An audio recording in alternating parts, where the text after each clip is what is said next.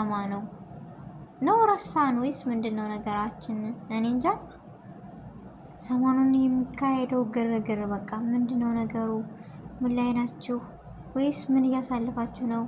የመጣንበትን አላማ ረስተን የመጣንበትን ነገራቶች ረስተን እንደዚህ ማለት ለሰው ልጅ በደስታቸው መደሰት፣ በሀዘናቸው ማዘን፣ በመልካምነታቸው እኔ እንጃ ከራሴ ጀምሮ እከታተላለሁ። ነገር ግን ስንቶቻችንን ቲክቶክ ላይ ያፈጠነ ለእነሱ እኮ የራሳቸውን ህይወት እየመሩ ነው። የራሳቸውን ኑሮ እየኖሩ ነው። የመዳም ቅመሞች ምን ሆናችሁ ነው? የት ናችሁ? የሚረዳበት ሰው የሚረዳው ለይታ መቻል አለብን፣ ማወቅ እንዴ። እኛ ስንቶቻችንን አይደለም እንደዚህና ይህን ሁሉ አመታት አንድ ቀኗ ውሎ እንዴት ነው የምናሳልፋት? እስኪ ንገሩኝ። የአንድ ቀኗ አይደለም ይሄን ሁሉ አመት የኖርን አይደለም በወር የምንቀበላት ደሞዝና አንድ ቀኗ ውስጥ ምን ያክል ስቃችሁ ምን ያክል አልቅሳችሁ ነው የምትውሉት? እስኪ ንገሩኝ። ምንድን ነው የሚካሄደው? መርዳት ካለባችሁ ብዙ ምስኪኖች ብዙ ሀገራችን አሁን ወሎ ላይ የሚካሄደው ምንድን ነው? የተፈናቀሉ በራብ የሚሰቃዩ ቤተሰቦች አሉ እኮ የሚረዳ እኮ ብዙ አለ። እስኪ ቢላሂ እንደው ሀቂቃውን ቲክቶክ ላይ ቁጭ ብለን እንደዛ በቃ በሰው ህይወት ውጣ ውረድ። እነዚህ ሰዎች እኮ እነዚህ ልጆች ወንድማማቾች ናቸው። ደስ የሚሉ ቤተሰቦች ናቸው። ደስ የሚል ፍቅር ነው ያላቸው። ግን እኛ በዛ መሀል ገብተን የኛ ውጣ ውረድ የኛ ማሽቃበጥ ምን ይሉታል? አራ ወዴት እየሄድን ነው? ሁላችንም እስኪ ሁሉን ነገር ወደ ሰው ሀገር ስንመጣ እያንዳንዳችን ያለብን ለዓላማ ነው የመጣ ነው። ለዓላማ ልንለወጥ ሰርተን ልንለወጥ ካለንበት የተሻለ ለመሆን አይደል እንደ የመጣ ነው እዚህ ሀገር። ስለዚህ ካሰብንበት ደርሰን ነው።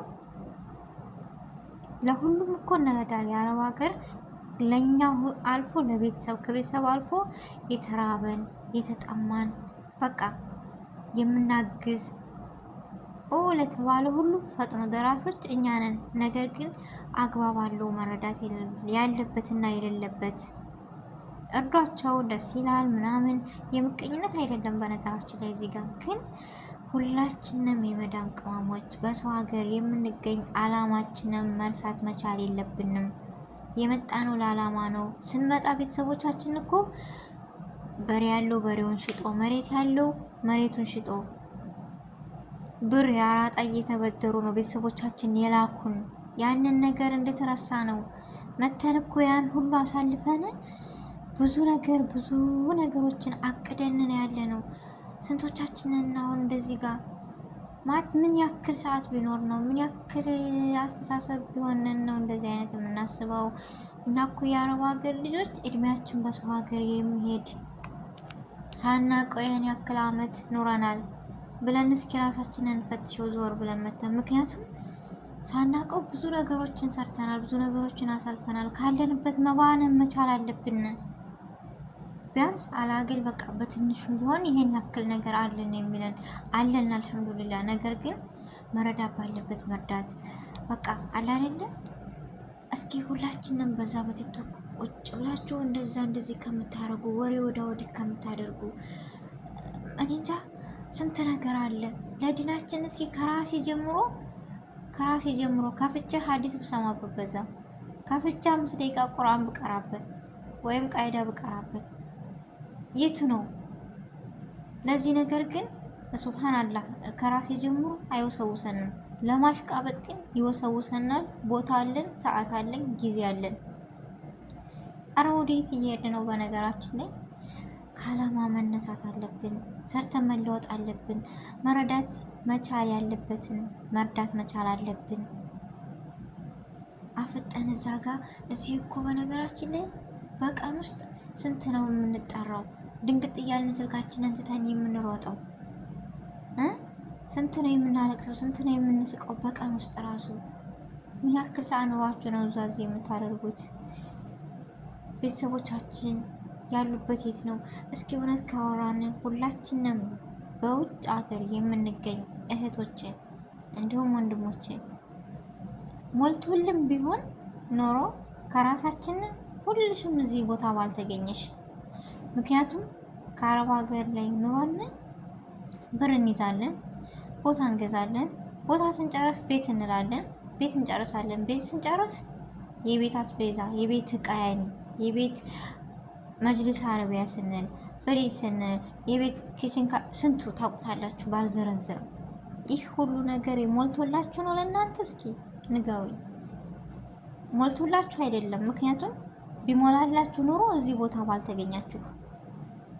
አገራችሁ ሂዳችሁ ወልዳችሁ ከብዳችሁ ትዳራችሁን የምትመሩ ነበረ። ስንቶቻችንን ይህ ነገር ጎሎብን ነገ በተስፋ የዛሬ ዓመት የዛሬ ወር እያልን በቀጠሮ የምንመጣው ወይም ቤተሰቦቻችንን እየናፈቁን የዛሬ ወር የዛሬ ዓመት እያልን የምንቀጥራቸው አያልቅ ወር አያልቅ ዓመት። ከራሴ ጀምሮ ነው በነገራችን ላይ ይሄን ነገር እየወቀስኩት ያለሁት። ለዓላማችን መትጋት መቻል አለብን። ለዓላማችን መኖር መቻል አለብን እና ሁላችንም ቢሞላልን ኑሮ እዚህ ሰዓት ወይም እዚህ ሀገር ባልኖርን። ምክንያቱም የአንዱን ስንለው አንዱ ይጎላል። የራሳችንን መጀመሪያ አስቀድመን ለሰው መትረፍ መቻል ያለብን።